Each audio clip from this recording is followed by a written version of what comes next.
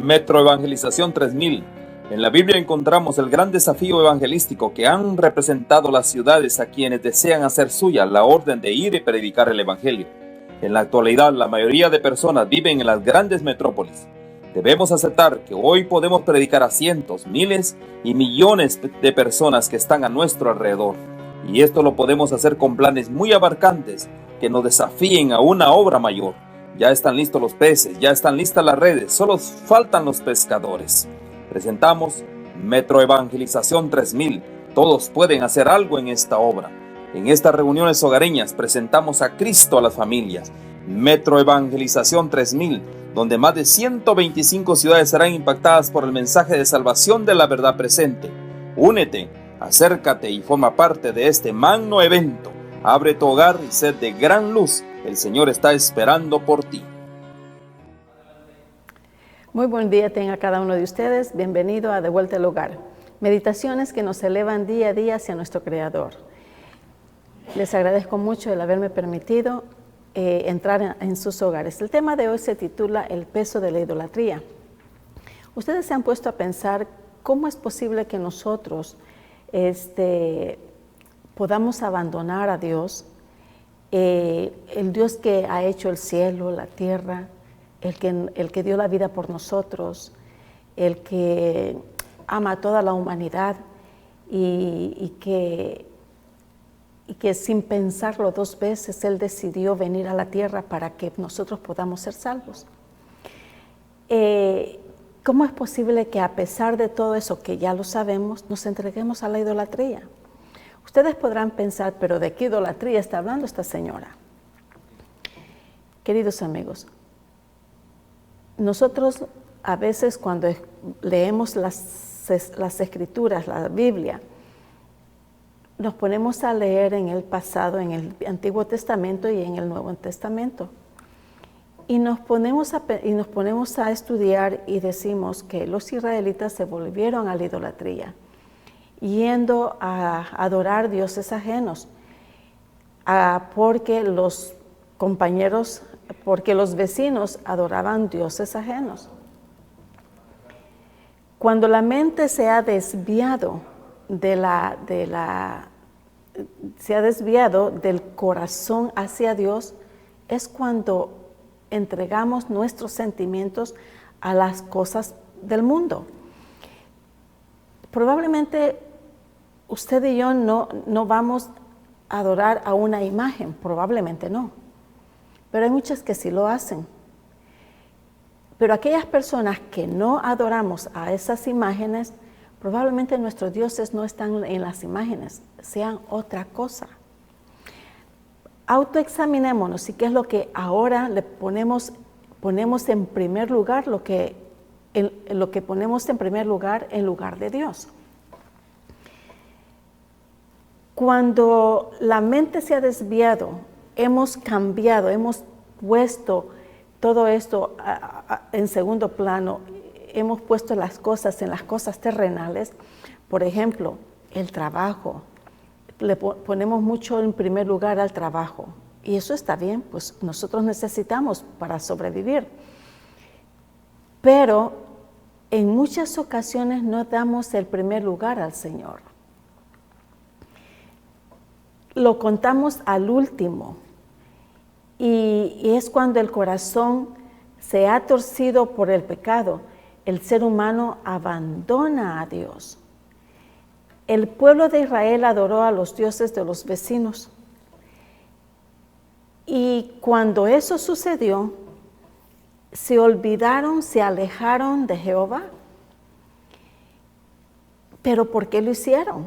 Acordémonos que ellos llegaron a ese lugar, en muchas ocasiones llegaron simplemente como esclavos. En otra porque les gustaba ir a pasear, ¿verdad? Y para agradar a los vecinos y estar en buena convivencia con ellos, comenzaron a hacer lo que ellos hacían. Acordémonos que el Señor puso al pueblo de Israel en cada uno de esos lugares con un propósito. Primeramente, porque se alejaron de Dios. Segundo, porque el Señor esperaba que a pesar que se alejaron de Dios, ellos fueran una luz para esos pueblos. los pocos que quedaran. Pero no fue así. La luz del enemigo entró en ellos adorando a esos dioses que hicieron que el pueblo de Israel fueran esclavos, llegar a ser esclavos a la idolatría. Las consecuencias, por supuesto, cuando eso sucede, no se hace esperar mucho. Porque cuando nosotros ponemos en primer lugar cualquier otra cosa y no a Dios en primer lugar, comienza a decaer nuestra moralidad y comenzamos a hacer cosas que en los mandamientos está prohibido. Veamos lo que nos dice Jueces capítulo 10, verso 6. Dice: pero los hijos de Israel volvieron a hacer lo malo ante los ojos de Jehová y sirvieron a los Baales y a los Astarot, a los dioses de Siria, a los dioses de Sidón, a los dioses de Moab, a los dioses de los hijos de Amón y a los dioses de los filisteos, y dejaron a Jehová y no le sirvieron. Si ustedes notan en este versículo, ¿cuántos dioses habían aquí? Dice, sirvieron a los dioses, a los de Baales y a Astarot y a los dioses de Siria y a los dioses de Sidón y a los dioses de Moab y a los dioses de los hijos de Amón y a los dioses de los filisteos. Si ustedes notan aquí donde dice dioses y dioses y dioses, están en plural. Y no solamente era un dios en cada pueblo, eran varios dioses en cada pueblo. Y en cada uno de esos había un común denominador entre esos dioses. El pueblo lo que hacía para agradar a sus dioses, mataban niños inocentes y les metían en su cabecita y en sus corazones que el morir por esos dioses que no oyen, que no miran, era algo extraordinario. Era como dar la vida y vivir para siempre, cosa que Dios no aprobaba nada de esos. Así es que ya habían transcurrido muchos años desde que Gedeón detuvo la difundida apostasía y quebrantó la opresión de los madianitas. ¿Se acuerdan la historia de Gedeón? Hermosa. Muchos de los israelitas habían vuelto a la idolatría. Si ustedes se fijan en cada historia de la Biblia, hay un periodo de tiempo en que los israelitas vuelven a Jehová. ¿Pero cuándo? Cuando hay un guía, y ese guía es incorruptible. Cuando ese guía es leal al Señor, el pueblo lo sigue y comienza en los caminos del Señor hasta que el guía se aparta o se muere. Así es que el pueblo siempre sigue al guía. Por eso Jehová se enojaba mucho con los reyes de Israel, porque los reyes de Israel era el guía del pueblo. Y muchos de ellos también se inclinaban hacia la idolatría. Fíjense, miren lo que dice cuando Dios dijo, ¿qué fue lo que dijo Dios a Israel? Dijo en Éxodo 23. En Éxodo 23 es parte de uno de los 10 mandamientos. De los 10 mandamientos dice, no tendrás dioses ajenos delante de mí. Es bien específico el Señor. Bien específico dice, no tendrás dioses ajenos delante de mí. Y este versículo es parte de los 10 mandamientos y está vigente hasta el día de hoy. Los 10 mandamientos no se han caducado, los 10 mandamientos no se han abolido, los 10 mandamientos no están fuera de contexto, al contrario, están vigentes hasta el día de hoy. Cada día está vigente. Siendo el único Dios verdadero, el Señor requiere que solo Él sea adorado. Este concepto de un solo Dios era extraño a la creencia y práctica politeísta de otras naciones. Dios nos exhorta para que los coloquemos delante de todos los demás. No debe de haber ni un solo Dios delante de nosotros. Lo que coloquemos primero es en nuestros afectos y en nuestras vidas, en armonía con requerimiento de nuestro Señor, es el Sermón del Monte. ¿Ustedes se recuerdan ese Sermón del Monte? Extraordinario. Que decía, buscad primero el reino de Dios y su justicia. ¿Y qué vendrá después? Dice, todo lo demás viene por añadiduras. Eso quiso decir que le pertenecemos únicamente a Él. Y Él se reserva el derecho de ser nuestro Dios. Si otros dioses ocupan su lugar, como ocurrió con Israel, entonces Dios tiene el derecho de decir, mira qué tremendo, qué es lo que tiene derecho Él a decir. Veamos en Jeremías, capítulo 2, verso 28. Dice, ¿y dónde están tus dioses? ¿Y dónde están tus dioses que hiciste para ti? Levántense ellos a ver si te podrán librar en el tiempo de tu aflicción. Porque según el número de tus ciudades, oh Judá, fueron tus dioses. ¿Se dan cuenta que esto dice, según el número de tus ciudades, oh Judá, fueron tus dioses? ¿Qué fue lo que leímos en el versículo anterior? Que decía, los dioses de Baales, los dioses de Siria, los dioses de Sidón, los dioses, todo en plural, todo en plural. Pero aquí dice, gracias, y dice, ¿y dónde están tus dioses que hiciste para ti? ¿A dónde están esos otros dioses de Moab, de Siria, de Amón, de los filisteos? ¿A dónde están todos esos? Que ahora tú vienes a mí, porque estos que tú adorabas no te sirven para nada. En pocas palabras, eso es lo que te está diciendo. Si tú crees que este versículo simplemente fue para los pueblos de Israel, estamos muy mal, estamos muy equivocados. Estos versículos es también para el día de hoy, en el siglo XXI. Estamos actuando de la misma manera que ellos en tiempos diferentes, eso yo ya lo he dicho en muchas ocasiones.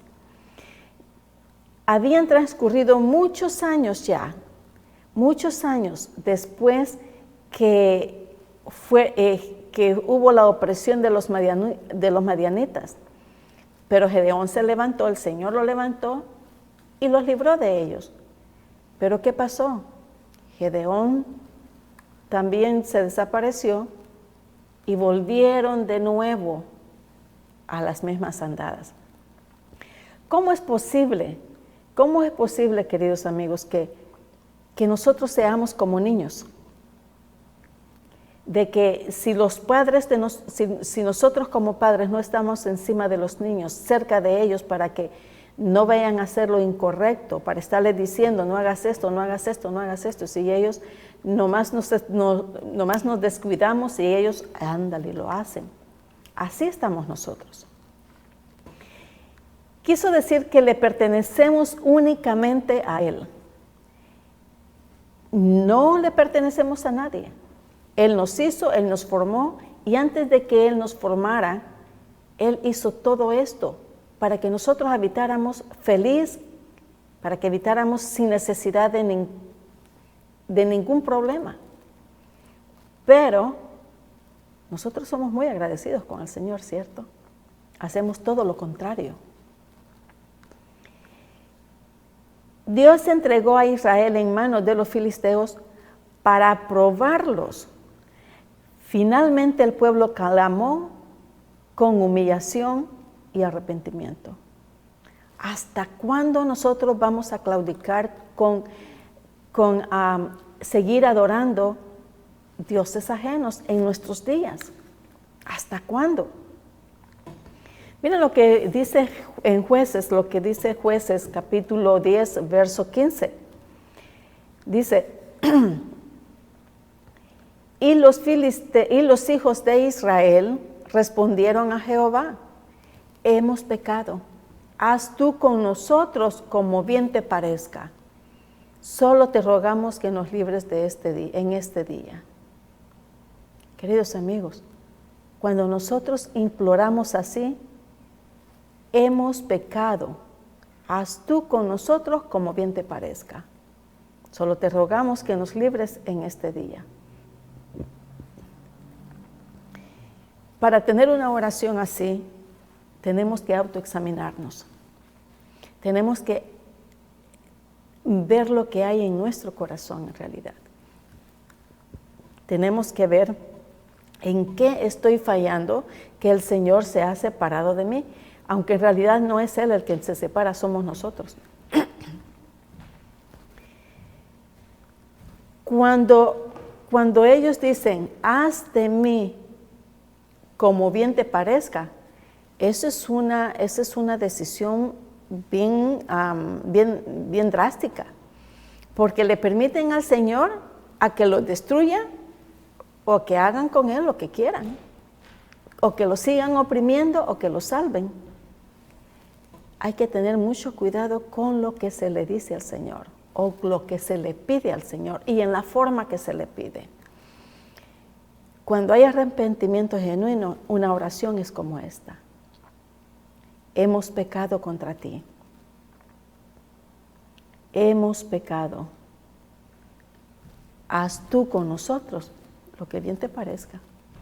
Aceptando culpabilidad, aceptando que han hecho lo incorrecto, aceptando que han sido desobedientes, que al caso nosotros no podemos hacer eso, al decirle al Señor, he pecado, haz de mí lo que tú quieras, pero cuidado, si en realidad estás dispuesto a sufrir esas consecuencias, haz de mí lo que tú quieras, entonces, queridos hermanos, haz esa oración.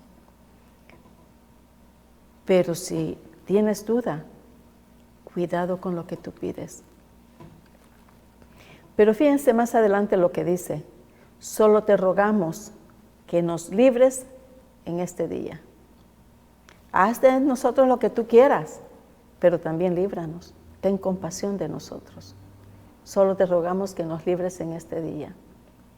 No te sobrepases con nosotros. Pareciera que fuera una oración contradictoria, ¿verdad? Pero ellos sabían lo que estaban haciendo. Los israelitas reconocieron su error y pidieron al Señor que los castigara como bien le pareciera. Haz lo que tú quieras. Somos tuyos, te pertenecemos. Tú eres nuestro dueño, tú eres nuestro amo, tú eres nuestro Dios. Eso es lo que le está diciendo el pueblo. ¿Cómo lo haría posteriormente David? Prefirieron caer en las manos del Señor porque su compasión era grande de la crueldad de los hombres que estaban hartos. Fíjense que cuando nosotros comenzamos a reconocer nuestro error y comenzamos a examinarnos bien profundo y comenzamos a aceptar que hemos hecho mal, entonces viene un cambio en nuestras vidas. Pero no es porque nosotros podemos cambiar por nosotros mismos.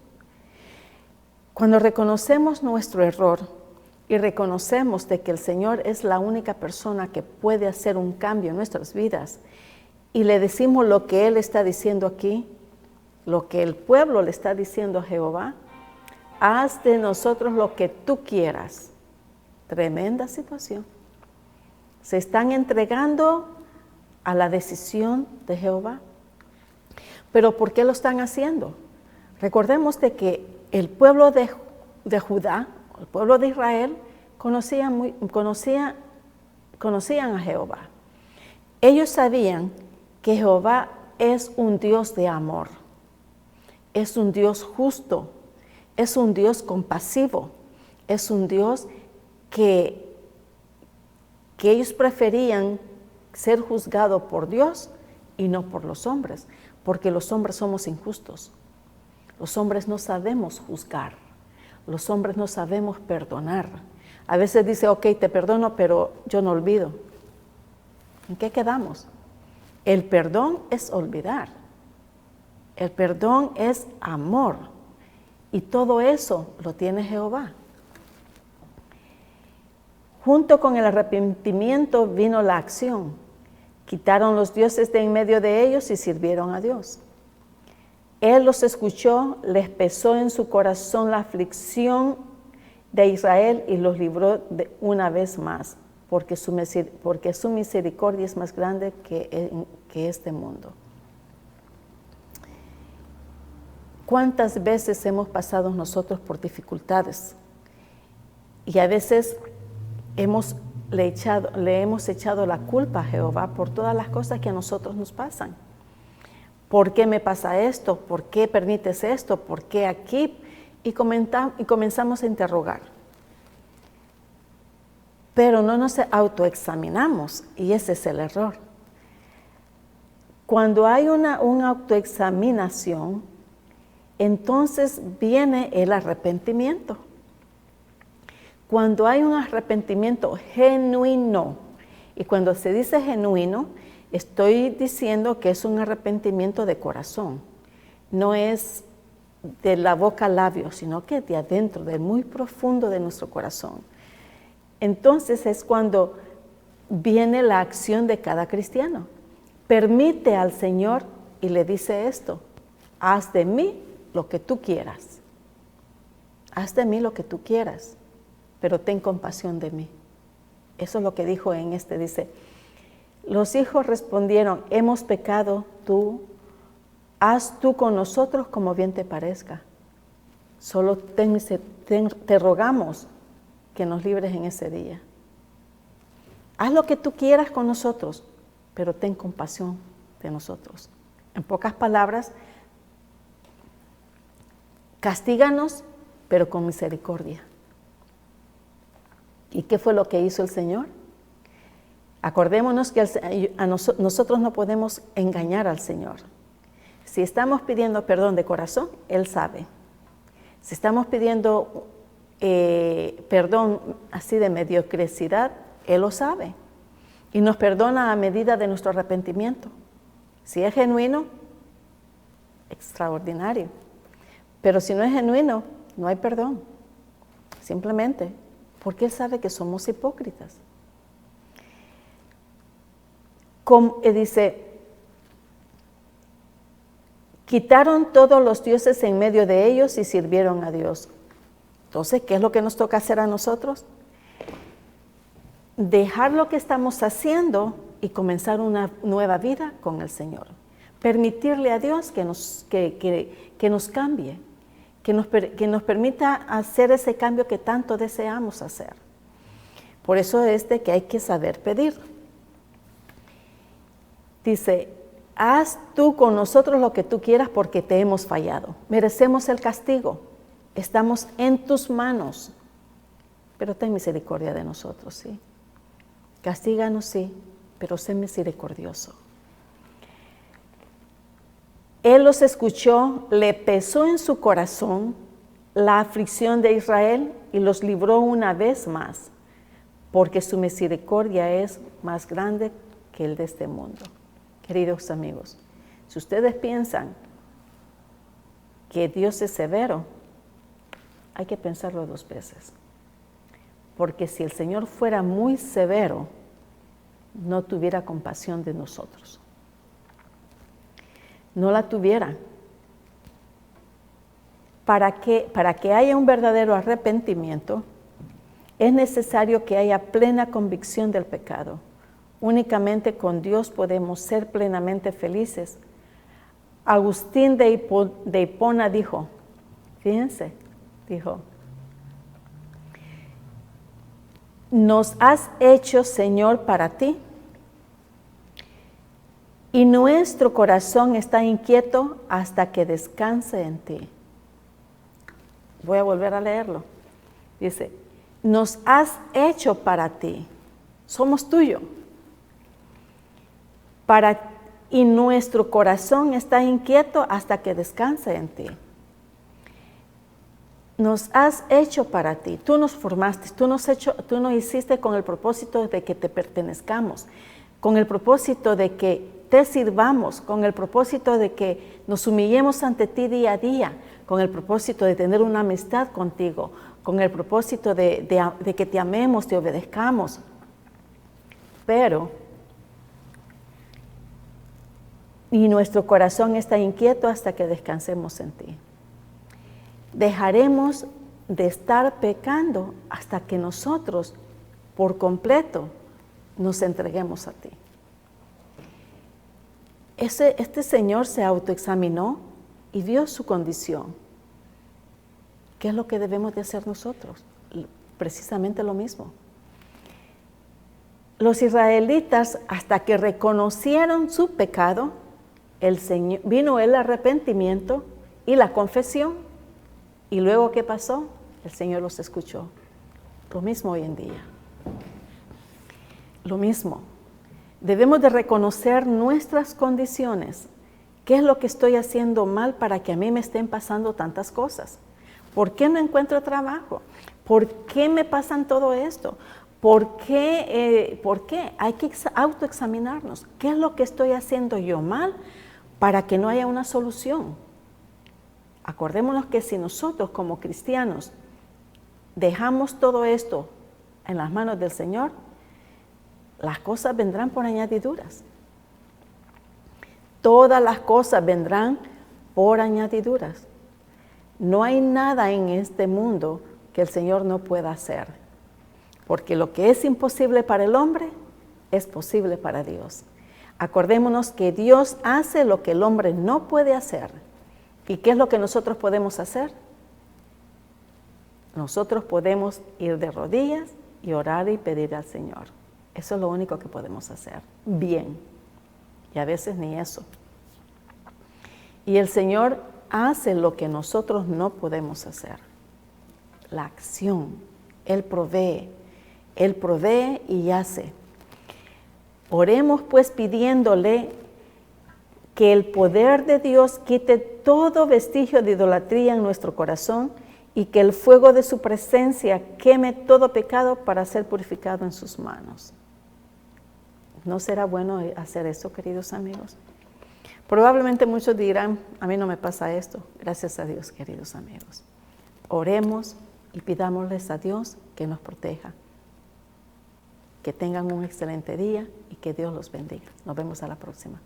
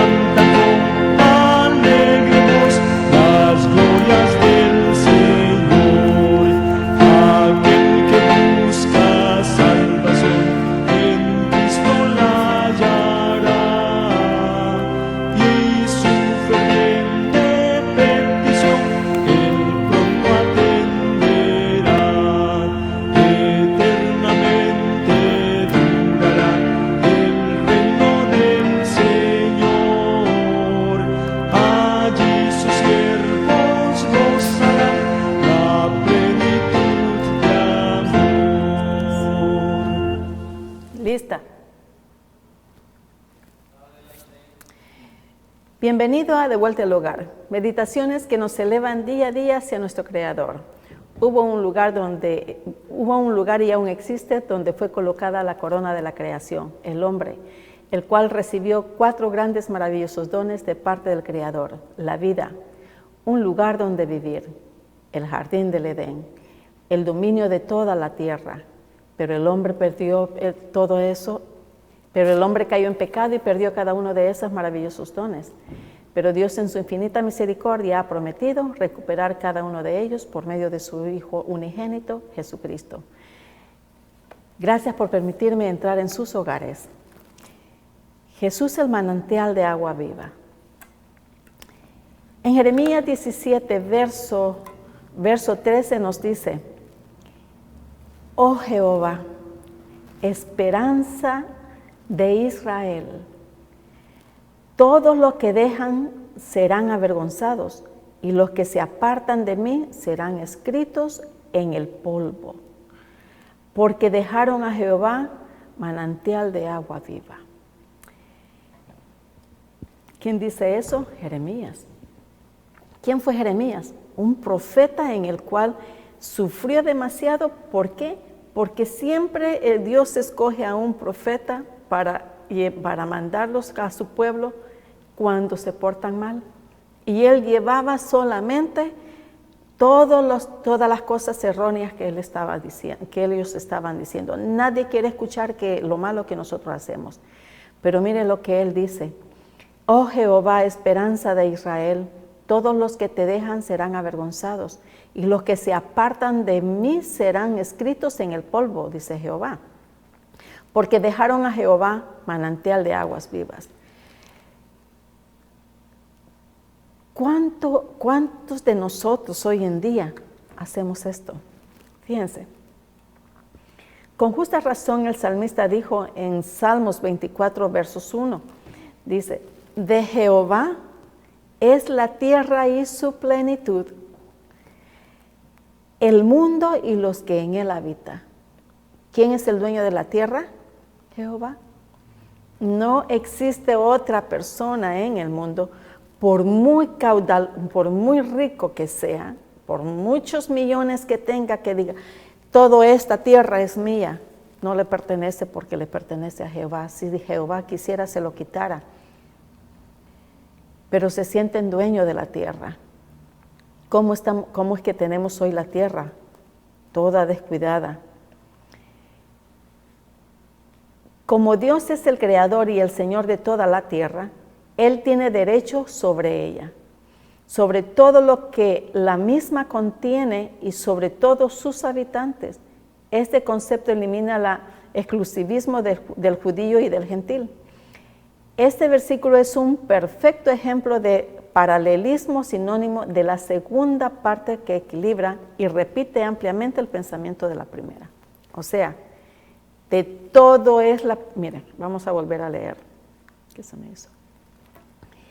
Oh Jehová, esperanza mía, esperanza de Israel. Todos los que te dejan serán avergonzados, porque se apartan de mí y serán escritos en el polvo, porque dejaron a Jehová manantial de agua viva. Pero miren lo que dice Salmos. De Jehová es toda la tierra y su plenitud, el mundo y los que en él habitan. ¿Qué es lo que le pertenece a Jehová? Todo. Tu casa también es del Señor. Todo lo que tienes adentro en tu casa le pertenece a Él. Pero tú me dirás, si yo he trabajado para eso, he ahorrado muchísimo dinero para comprarme esa casa y aún lo sigo pagando, es mía, con mi sudor de la frente. Puedes decir eso, sí. Pero ¿quién ha permitido todo eso? Cada cosa que nosotros tenemos es porque el Señor permite que lo tengamos. El Señor nos provee. Si aún lo dudas, tienes que ponerte a pensar qué es lo que hay en tu corazón para que tú digas, yo he trabajado mucho para que esta casa sea mía. He trabajado horas extra, he trabajado hasta día y noche, he trabajado, bueno, tú sabrás. Jesús es la fuente de todo lo que nos sustenta, es el manantial de aguas vivas, inagotable y permanente, que produce crecimiento y desarrollo. Sin estas aguas pereceremos de sed. Todos nosotros sabemos que el cuerpo está formado por agua y necesitamos consumir mucha agua. Pero ¿se han puesto a pensar de qué está formado nuestro corazón? Me van a decir, si es de carne y con sangre, está bien. Y nuestra mente, el cerebro, muy bien, se la saben todas. Pero fíjense de que en realidad de lo que nosotros nos alimentamos mentalmente, porque para el Señor el corazón está en la mente, es de esta agua viva. de esta agua viva que es las Santas Escrituras, en la cual nosotros debemos de alimentarnos y tomar esa agua diaria. Porque, ¿qué pasa si dejamos de tomar esta agua? Primeramente, nos da mucha sed. Luego, después, nos deshidratamos. Y después, llegamos a un término que vamos muriendo. Pero en esta ocasión es una muerte espiritual. Si no comemos, si no bebemos de esta agua, vida, que da vida y vida para siempre, morimos espiritualmente, lentamente. Y de repente decimos, yo no sé qué me pasó a mí, pero me alejé del Señor.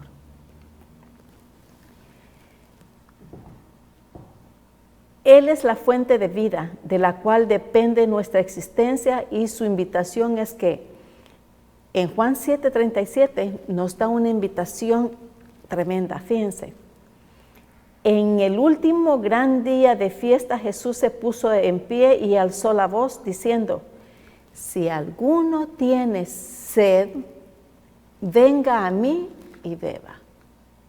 Te está haciendo hoy, querido amigo, la invitación, una invitación especial, especialmente para ti.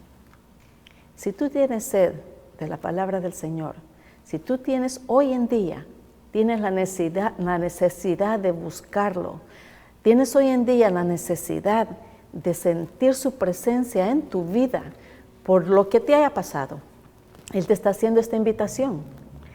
Ve a tus Santas Escrituras y lee en Juan 7, capítulo 37. Y dice, si alguno tiene sed, venga a mí y beba.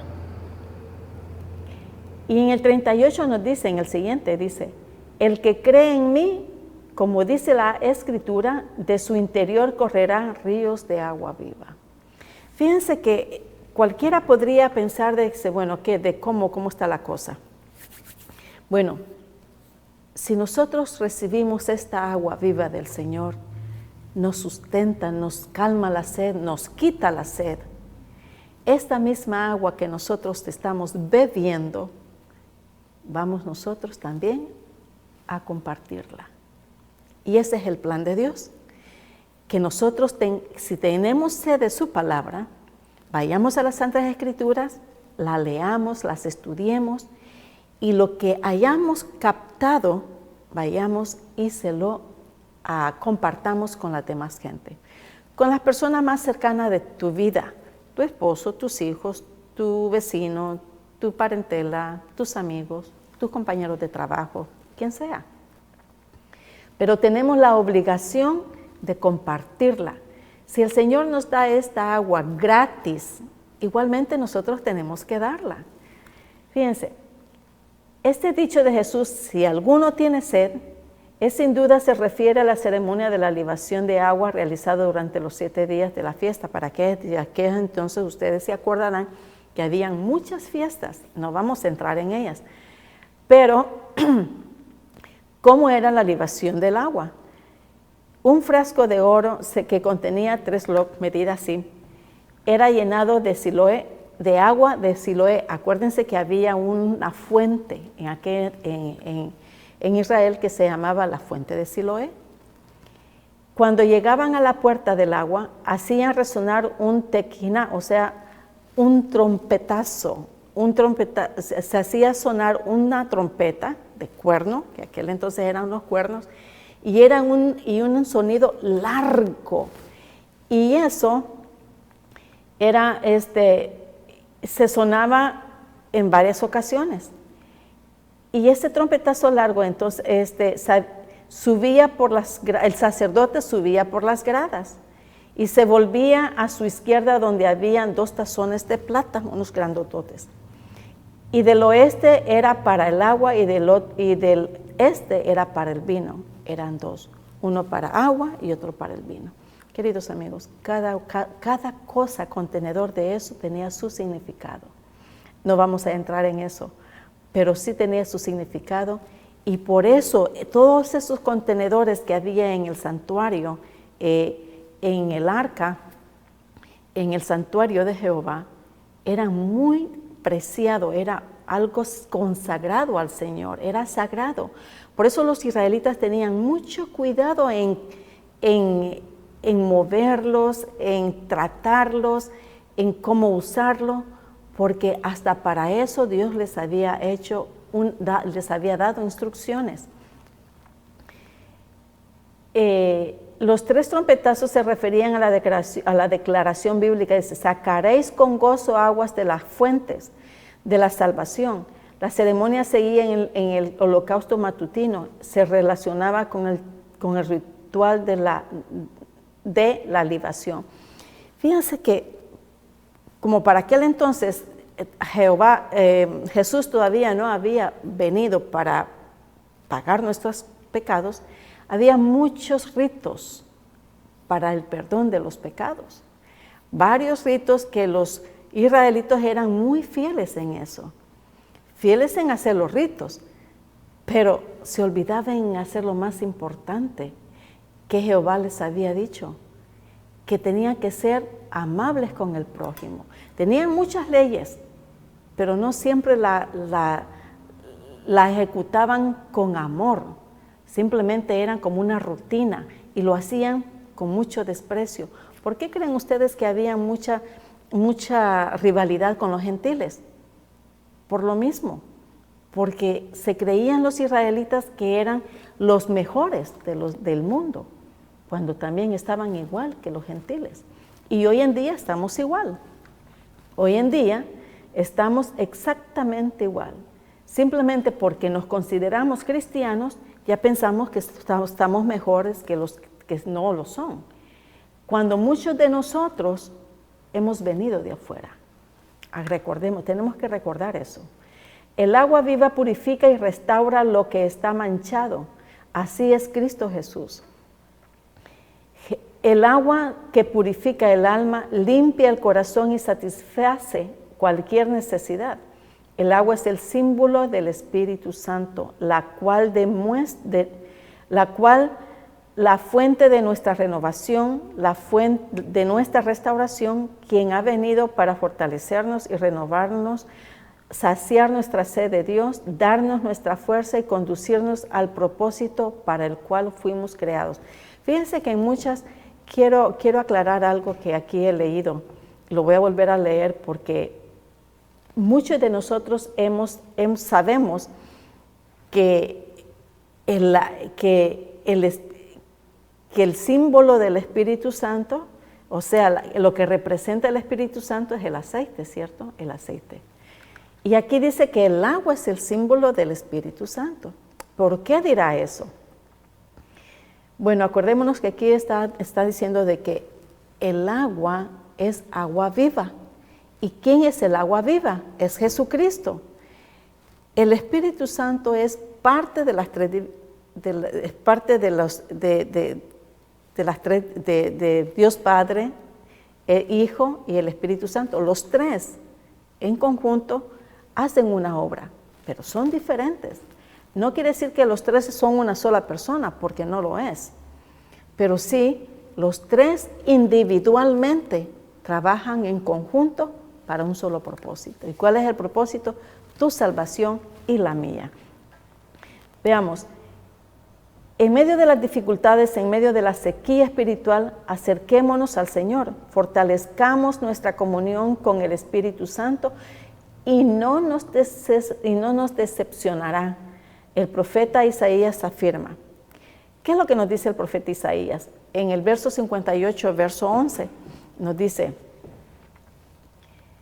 Jehová te pastoreará siempre, y en las sequías saciará tu alma, y dará vigor a tus huesos, y serás como huerto de riego, y como manantial de aguas, cuyas aguas nunca faltan. Fíjense que Dios es el manantial de agua, y Él sacia todas las sequías, sacia la sequía del alma, da vigor a cada miembro de nuestro cuerpo. ¿Por qué? Porque es así. La sequía a veces, la sequía de la que aquí está hablando es espiritual. Cuando estamos nosotros espiritualmente decaídos, todo nuestro ser está decaído. Ahí comienza una revolución adentro de nosotros que ni siquiera nos damos cuenta cómo salir de esto. Pero nosotros nos hemos metido en esta situación, ¿por qué? Porque nos hemos alejado del Señor. El tiempo de sequía espiritual, Dios promete vivificar a los que han procurado con toda sinceridad ser una bendición para su prójimo. ¿Qué es lo que estoy diciendo?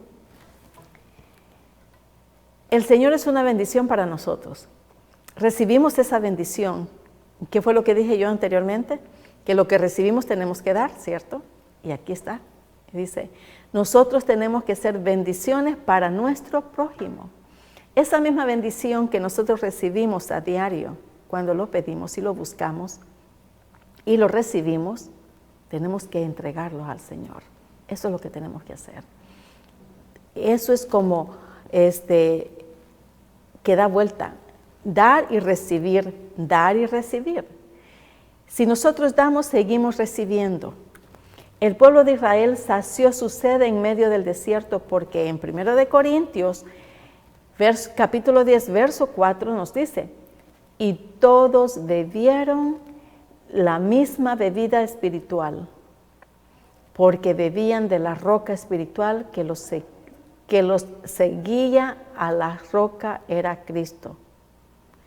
Y la roca era Cristo. ¿Quién es la roca? Cristo. Y esto está simbolizado en diferentes partes del Antiguo Testamento como del Nuevo Testamento.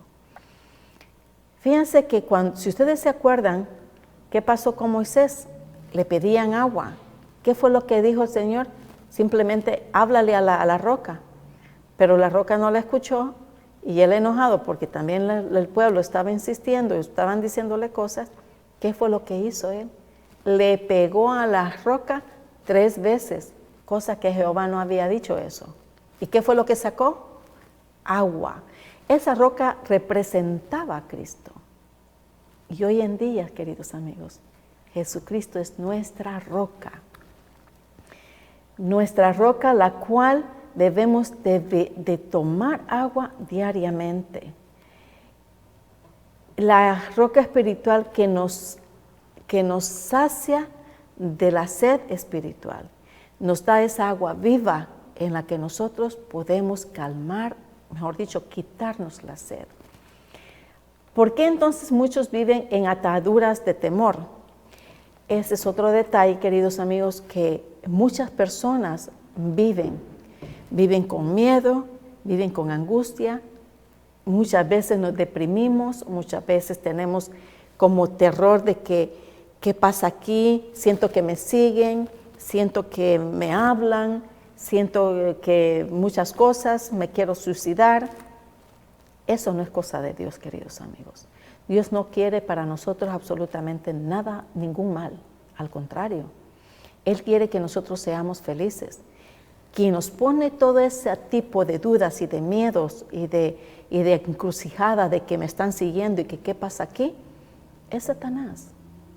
Satanás nos pone ese miedo en el cual el Señor permite todo eso, no es porque no te quiera, es porque quiere saber qué tanto tú confías en Él.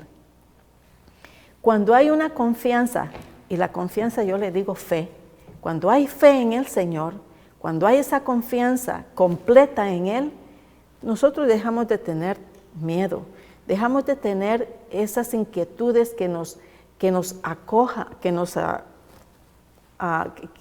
nos incomoda, que nos siguen, que nos hablan, que nos están mirando, ¿qué pasa aquí?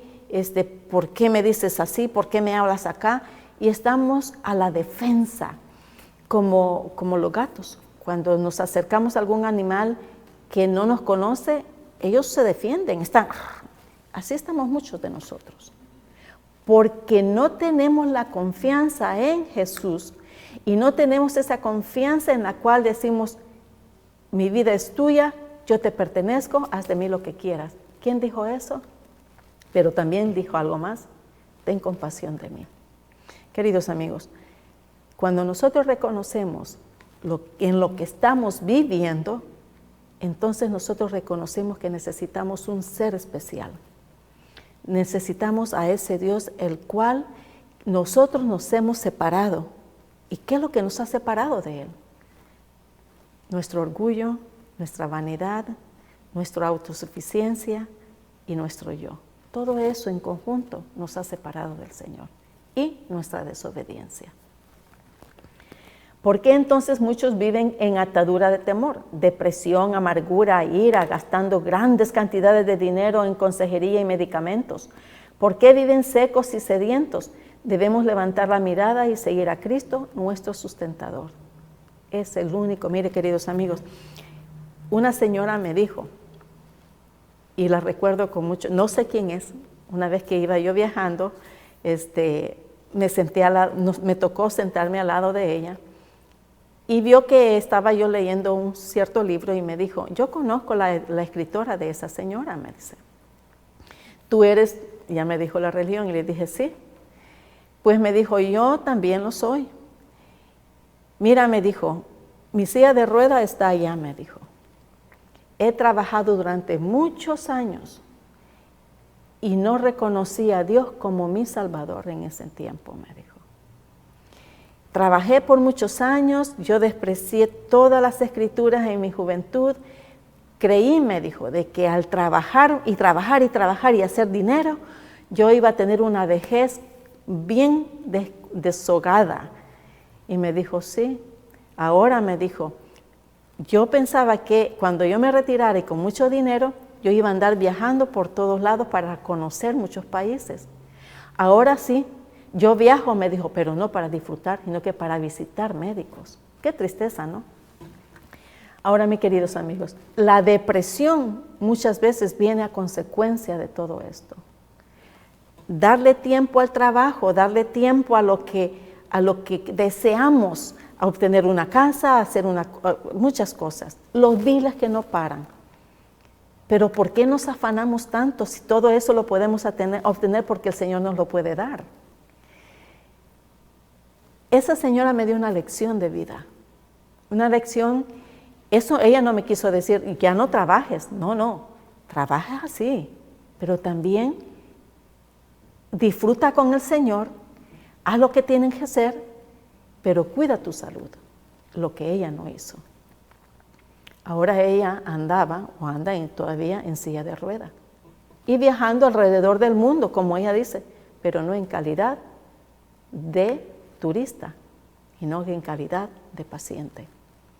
Queridos amigos, Isaías nos dice, Isaías 41:17 nos dice, los afligidos y menesterosos buscan las aguas y no las hay. 17.